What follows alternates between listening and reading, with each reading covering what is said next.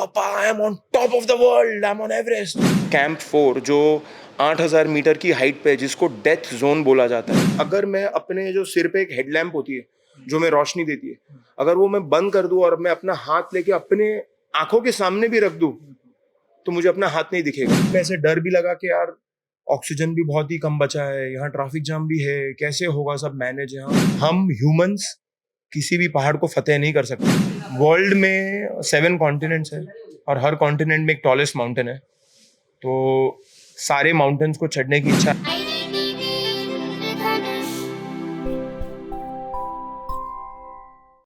नमस्कार, आईडीटीवी में आपका स्वागत है।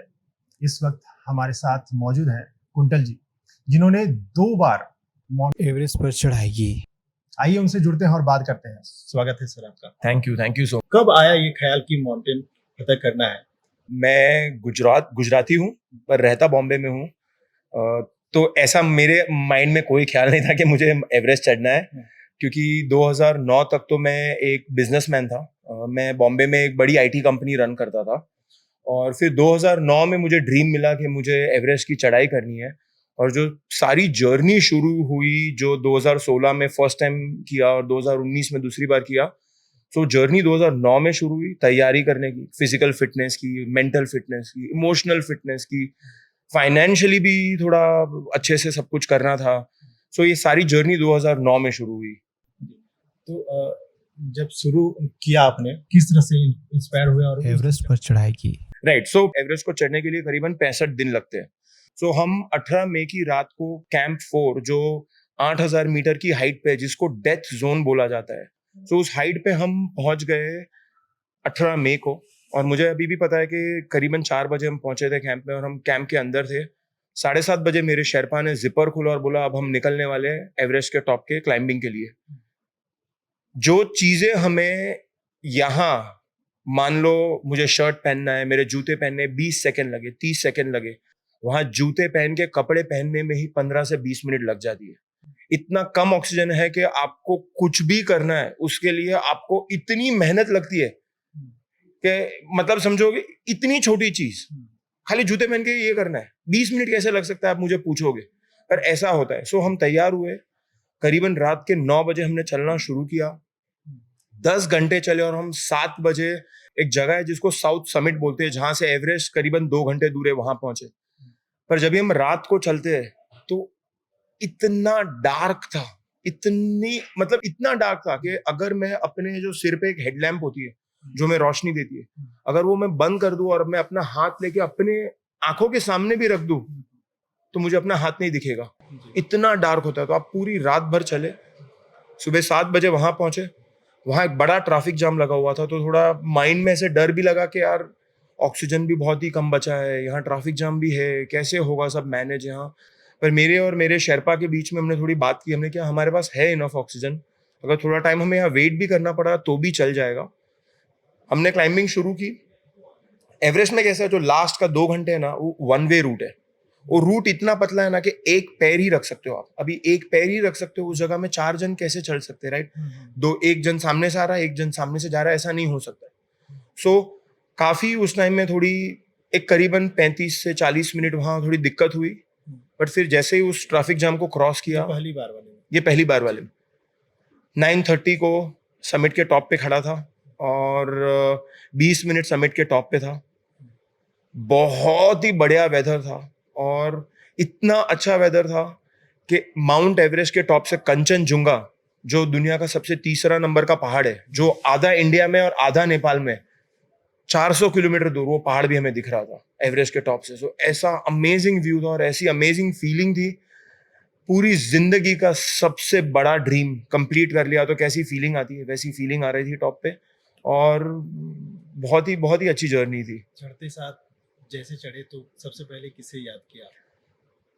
हाँ, ऑनेस्टली बोलूंगा तो जैसे एवरेस्ट के टॉप पे पहुंचा, सबसे पहले तो माउंटेन को ही थैंक किया, क्योंकि हम आपने मुझे स्टार्टिंग में बोला कुंतल जी आपने एवरेस्ट को फतेह कर लिया। मैं आपको एक चीज बताना चाहता हूं जो मैं पूरे ऑडियंस को भी बताने वाला हूं, कि हम ह्यूमंस किसी भी पहाड़ को फतेह नहीं कर सकते। पहाड़ बोलता है भाई आ जाओ, बैठ लो यहाँ 5 मिनट, मेरे मेहमान हो, मेहमान बन के रहो, अब घर जाने का टाइम आ गया, घर जाओ, ठीक है। सो हम पहाड़ को फतेह नहीं करते। तो वहाँ बैठा, पहले पहाड़ को थैंक यू बोला कि यहाँ आने का मौका मिला। उसके बाद मेरे पास सैटेलाइट फ़ोन था, तो पिताजी को फ़ोन किया। पिताजी बीमार थे, काफ़ी सालों से बीमार थे। 2001 में उनको एक बीमारी हो गई जिनका नाम डिमेंशिया है, और 2006 तक वो भूल गए थे कि मैं उनका बेटा था। सो 10 साल बाद 2016 में जब भी मैं टॉप पे पहुंचा, तो पिताजी तो भूल गए कि मैं उनका बेटा हूँ, पर मैं तो नहीं भूला हूँ। सो सबसे पहली याद उनकी आई, सैटेलाइट फ़ोन से उनको फ़ोन किया, और बहुत हवा चल रही थी, तो चिल्लाया, पापा I am on top of the world, I am on Everest. तो सामने से वाइफ ने फोन स्पीकर पे रखा था, तो वाइफ बोल रही, सुना ही नहीं दे रहा है, क्या बोल रहे हो? मैंने, अरे भगवान, 19,000 फीट पे खड़ा हूँ, और ये लोग 29,000 फीट पे खड़ा हूँ, इनको सुनाई भी नहीं दे रहा है। और फिर मैंने वापस बोला, मैं टॉप ऑफ एवरेस्ट पे हूँ, तो उनको सुनाई दिया, और फिर उन्होंने सबको बताना शुरू किया। तो मेरे लिए बहुत इंपॉर्टेंट था कि मैं अपने पिताजी को बताऊं कि मैंने जिंदगी का सबसे बड़ा ड्रीम कंप्लीट कर लिया। आप ही सोचो ना, कभी जिंदगी में फर्स्ट रैंक आई हो, या अपना फर्स्ट पे चेक मिला हो, या कभी कुछ बड़ा हुआ हो, तो हम किसको पहले जाके बोलते हैं? हम अपने माता पिता को जाके बोलते हैं ना कि ये लो मेरी पहली सैलरी, ये मुझे फर्स्ट रैंक आई, या मैंने अपना ड्रीम अचीव कर लिया। सो पहले ही पापा की याद आई, तो पापा को फोन किया, और फिर जो मेरा शेरपा था मेरे साथ, जिसका नाम मिंगमा तेंजी है, उसको जोर से हग किया, क्योंकि हम दोनों की भी जर्नी बहुत ही लंबी रही है। 9 साल से एक दूसरे के साथ हम क्लाइंबिंग कर रहे हैं। तो मेरा भाई जैसा ही है, मेरा भाई है, भाई जैसा क्यों, मेरा भाई है एक्चुअली, हम दोनों एक दूसरे के भाई है। सो फिर सबको सारे टीममेट्स को, वाइफ को, मम्मी को, सबको थैंक यू। और 10 मिनट शेरपा को बोला, 6 साल लगे यहाँ आने को, अब 10 मिनट प्लीज यहाँ दे दो। कितनी भी ट्रैफिक हो जाए, 10 मिनट तो यहाँ बनता है मेरा। रुका, व्यू देखा, और जस्ट यार ड्रीम हो गया खत्म। क्लाइमेट वगैरह बहुत बहुत अच्छा था, बहुत अच्छा। मैं ऐसा कुछ नहीं बोलने वाला हूँ कि बहुत ये हो रहा था, वो हो रहा था, कुछ नहीं। बहुत ही अच्छा क्लाइमेट था, बहुत मजा आ रहा था, और out of the world experience. कभी कभी लोग मुझे पूछते, कुंतल, अगर 6 साल लाइफ को पूरा साइड में हटा के पागल की तरह मेहनत करके वापस अगर तुम्हें वो 20 मिनट मिल जाए तो करोगे? तो मेरा आंसर है यस, 100% करूंगा, बिना झिझक करूंगा। 6 साल क्या, 10 साल भी निकालने पड़े तो भी करूंगा। तो इसीलिए शायद 3 साल के बाद वापस पहुंच गया एवरेस्ट के टॉप पे। तो जैसे आप लोग चढ़ते होंगे, अभी मैंने बाहर में देखा शूज़ वगैरह भी जो काफ़ी भारी है, तो कितना वेट लेकर लगभग चढ़ना पड़ता है? देखो, जैसे नीचे के पहाड़ में करीबन 22 से 24 किलो लेके चढ़ना पड़ता है, पर जैसे जैसे आप पहाड़ के ऊपर जा रहे हो, आप एकदम ही बेयर मिनिमम चीजें कैरी करके चलते हो। लाइक जो चीजें आपको लगती है, अरे इसकी बिना तो मैं जिंदा ही नहीं रह सकता, ये तो मुझे चाहिए, मुझे ये तो चाहिए ही। बाय द टाइम आप 4 नंबर की कैंप पे पहुंचो, कोई भी चीज ऐसी नहीं है जो आपको चाहिए ही चाहिए। जो आपके बॉडी पे कपड़े हैं, थोड़ा पानी, थोड़ा खाना, एक ऑक्सीजन का बॉटल, बस। उससे ज्यादा आपको कुछ भी नहीं चाहिए जिंदा रहने के लिए। उतना लेके आप चढ़ते हो। सो ज्यादा वजन तो आपके बॉडी पे ही है, क्योंकि आपने वो सब पहन रखा है। आपके जूते पहन रखे हैं, आपके क्रैम्पॉन पहन रखे हैं, सूट पहन रखा है, बाकी जो सारा कुछ है पहन के रखा है। तो करीबन 8 से 9 किलो आपके बैग में होता है, बस इतना लेके आप चढ़ाई करते हो। अंतिम में हमारे देश के जो युवा हैं, उनसे क्या कहना चाहेंगे ताकि अपना वो लक्ष्य हासिल कर सकें?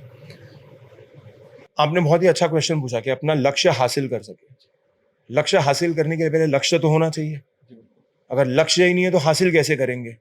सो my message to everyone is कि पहले अपना लक्ष्य ढूंढो।